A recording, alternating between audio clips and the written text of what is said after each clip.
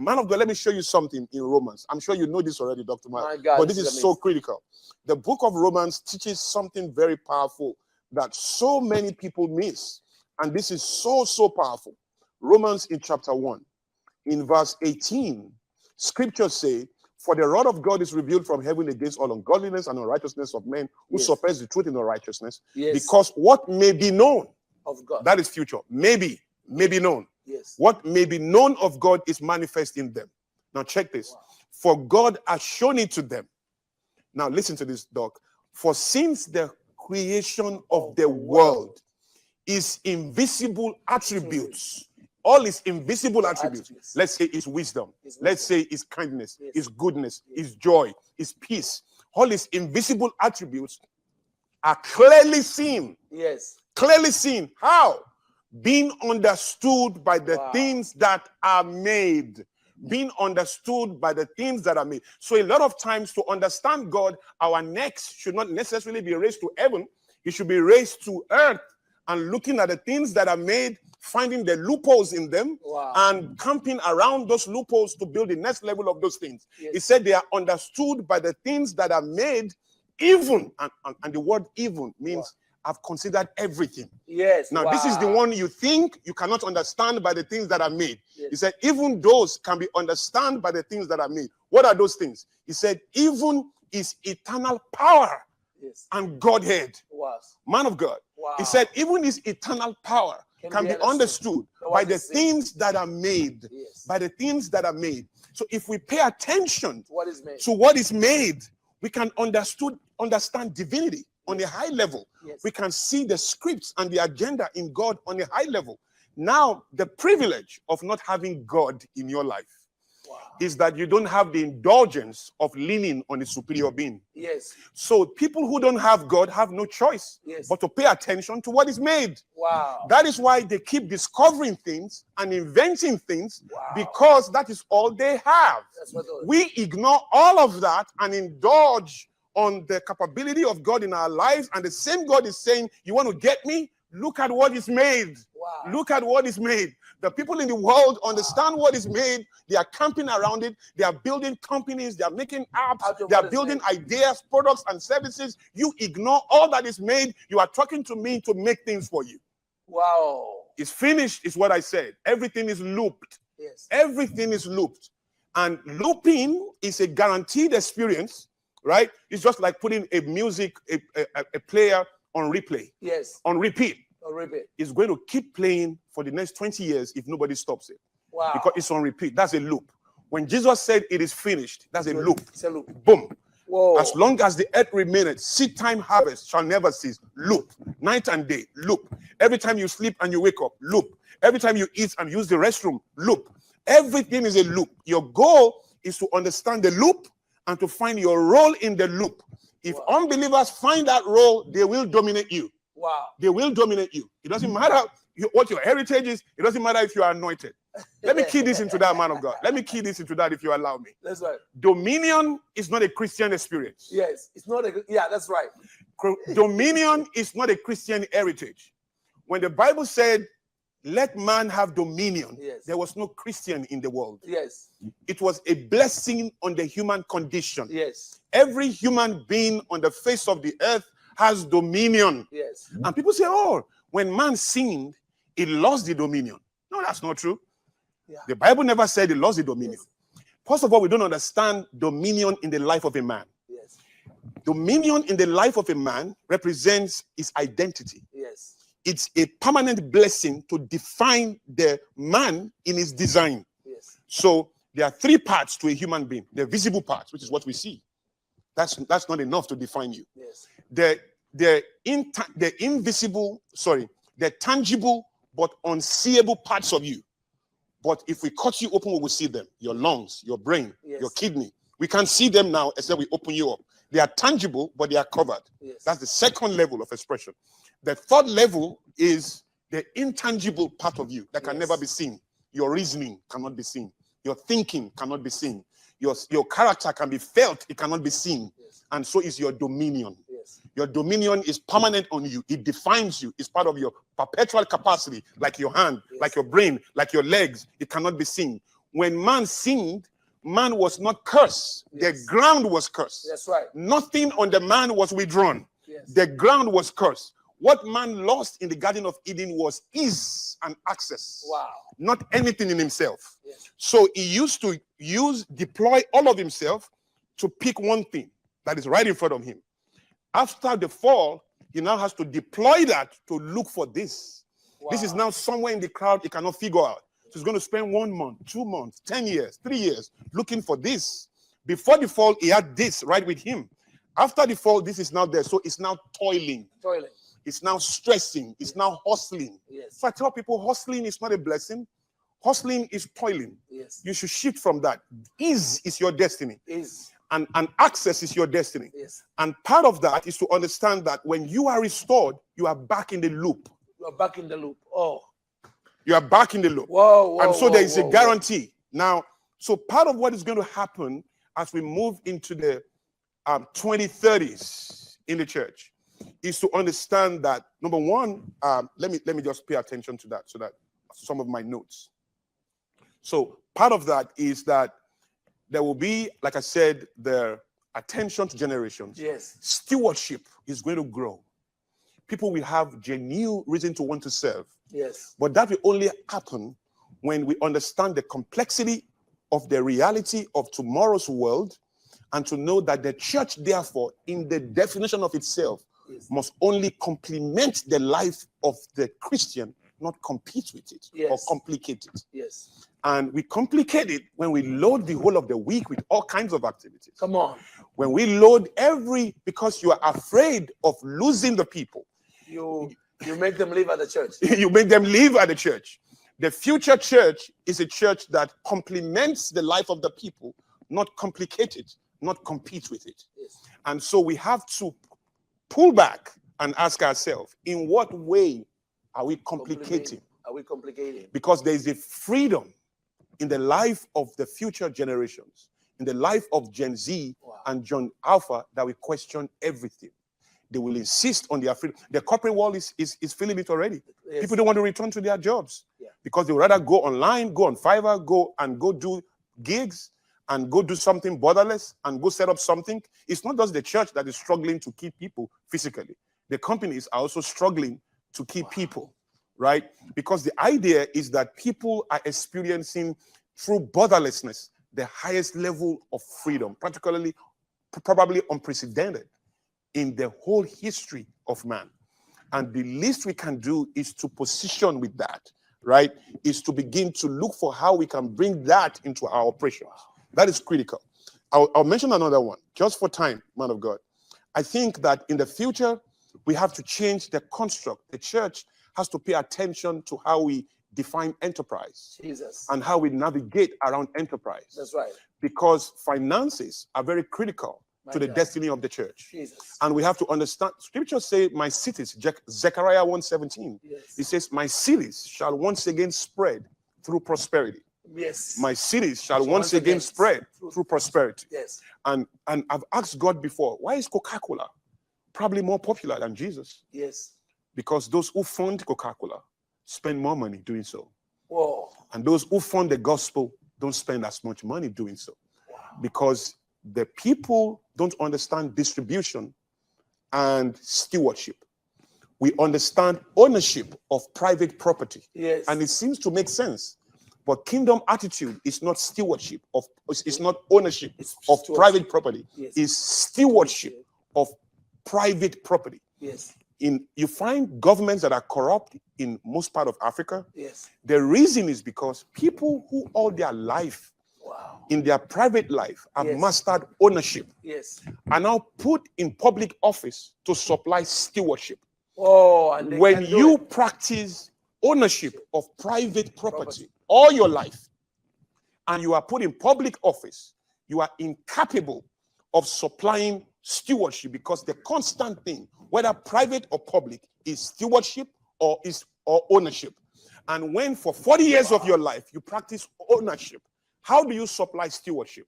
So the real question is to perfect stewardship of private property.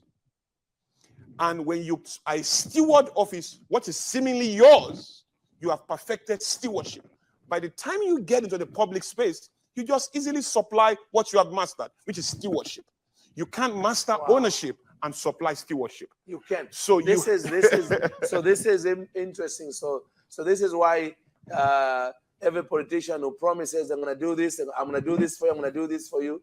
The moment they get into government, they begin to do it for themselves. Because even though they meant it in the campaign, but that technology is not in them. It's not in them. Because they've mastered personal ownership. So as soon as they become a president, they own that space. They become a senator, they own that space. It becomes for them.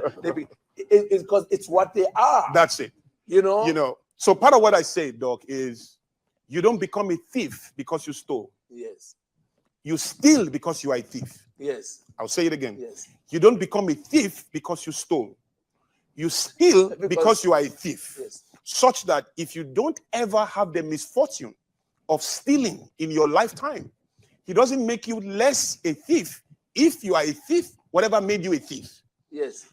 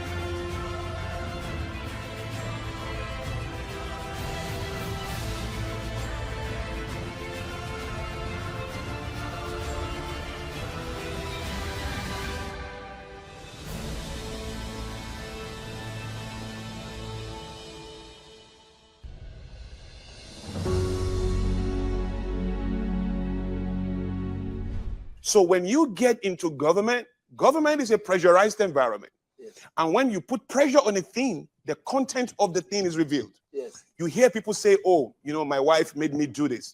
And you see men speak to their wife and say stuff like, I don't like shouting on you, but if you use this kind of words, it kind of, make me shout on you. Yes. I don't like beating you, but stop saying this, stop saying that, stop doing this so that I don't beat you. In other words, transferring the reality of his wretchedness to the behavior of somebody else. Yes. The reason why you slap her is because you are a slapper. You have the capacity to slap. If you don't know how to slap, our words can provoke you. Our words can make you feel bad. Our words can make you feel livid.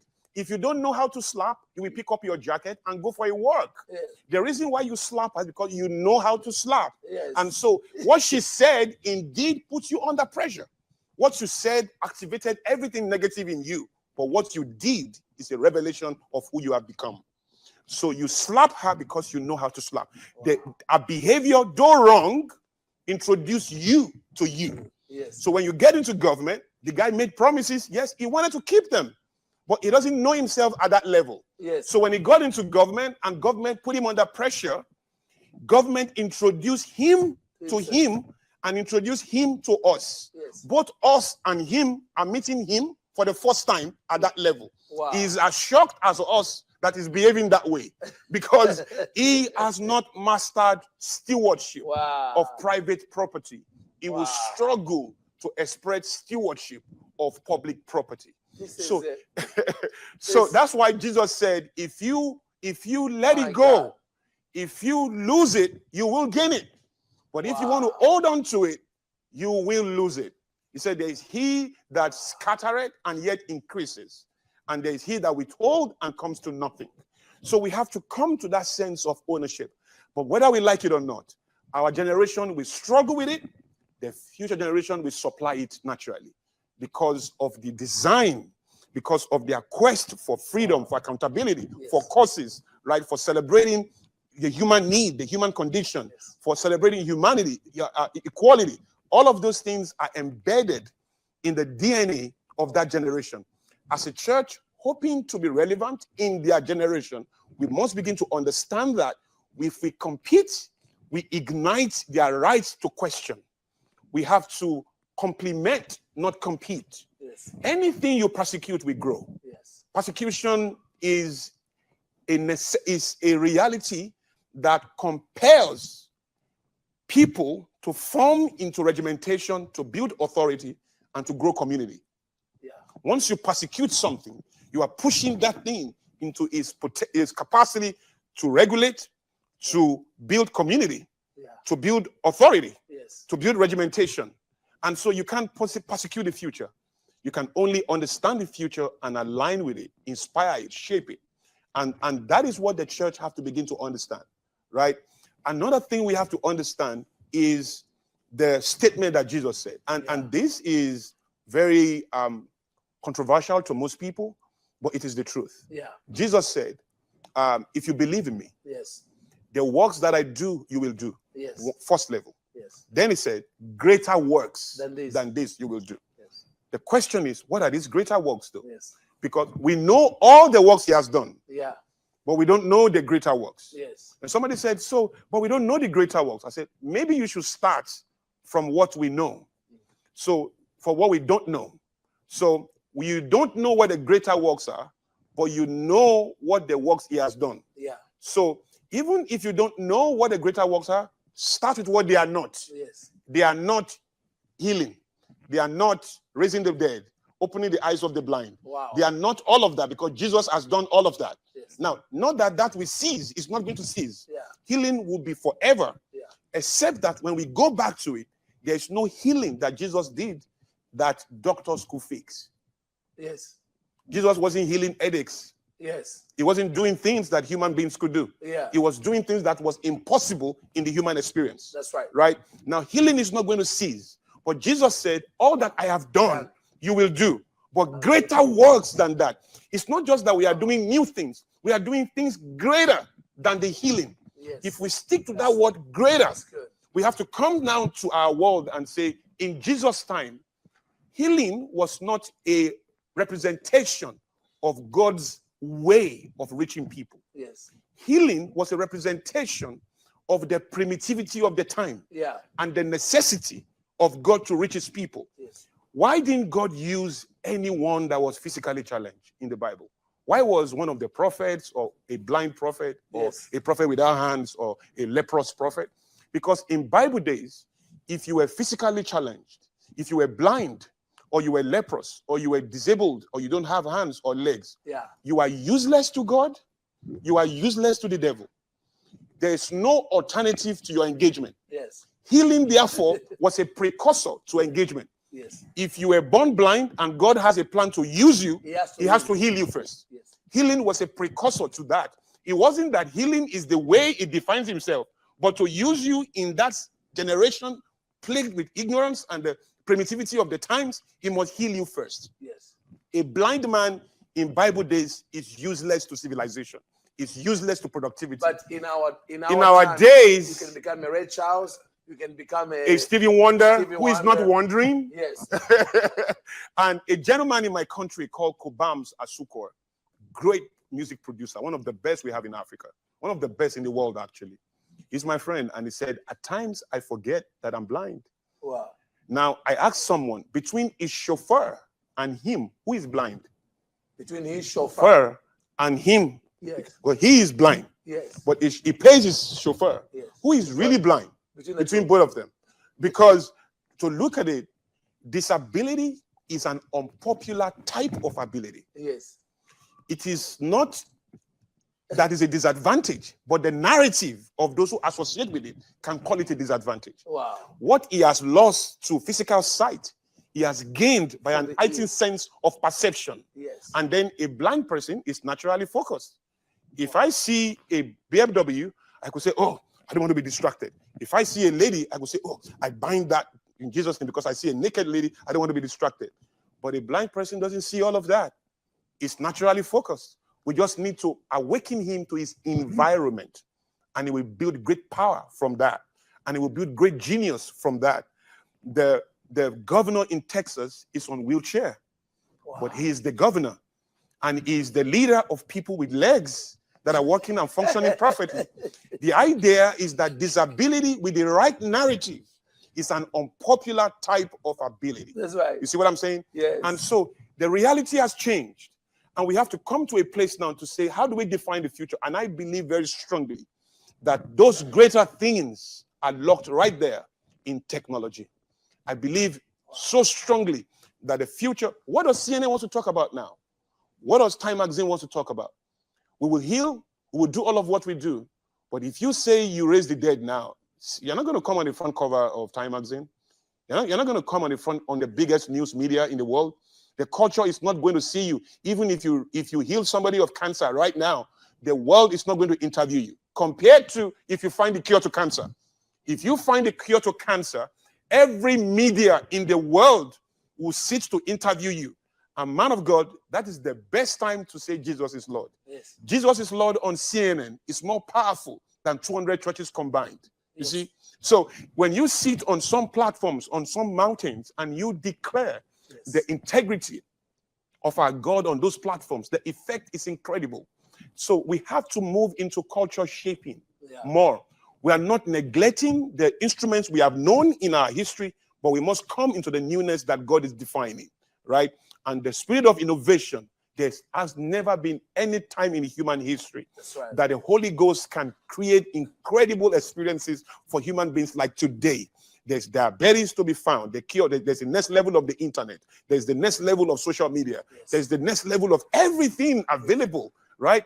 And those who are speaking to God every day, who have the Spirit of God inside of them, the creator of the future, of the past and today, should be easily keen into the ability to peep into the script and speak from there. When you prophesy, and you are reminding me of what is already in scriptures, and that is the limits of your prophecy, I identify with it, but that's low resolution. When you prophesy and you speak to me about the next level of the internet, and you are speaking to me about why I should begin to conduct research around the next level of social media, you are seeing the script. Otherwise, all you are seeing is the book, not the content. And people have to begin to graduate to represent spiritual truth with symbols in the culture, so that it can be more understandable, it can be knowable and practicable and transferable. That is key. Those are the type of elements we have to bring into the reality of understanding the future. Whether we like it or not, the generations ahead of us are not going to pander to your preferences or to your prejudices. They are who they are. Your duty is to reorganize yourself to be able to connect with them and introduce them to your world. You have to make that adjustment. They will make that adjustment for you because they are just being themselves. You are the one that is interested in renting a space in their head and forcing them to come into the reality that you are defining. That requires humility. That requires the right positioning. That requires the right understanding. And most importantly, the right connection. If we don't shape culture, we are jogging very fast into irrelevance. My comfort, though, man of God, is that Jesus said, pastors will not build a church. He said, teachers will not build it. He said, prophets will not build it. He said, I will build the church. So I tell people, don't be moved by the inadequacy, the imperfections, the struggle that you see in the church. It's not delegated. The dominance of the church is not a delegated experience. It's Jesus in charge of it. He said, a child is born, a son is given. The government shall be upon his shoulders. And he went on and on and on. The last statement is the zeal of the Lord of hosts himself will accomplish it. So we shouldn't be moved by the incompleteness. Rather, we should ask, what does he represent? And what next level is he pointing us to? The incompletions, everything inadequate, everything imperfect in the church, in the world, is pointing us to the future relevance we must understand and experience. That's the way it is. Saints, this was amazing. I want Brother Kone to come and to pray for you. You know, pray for you to give you a grace to see your future differently. You know, because many of us, we are thrown into this COVID despondency. You know, maybe you lost a family member, maybe you lost a job, you know, and you feel like those experiences now define your future. That's a life from the very pit of hell. So I'm going to ask him to pray after we show this promo about our 3 Days of Glory conference that's coming up in July. I want the producers to show it to you.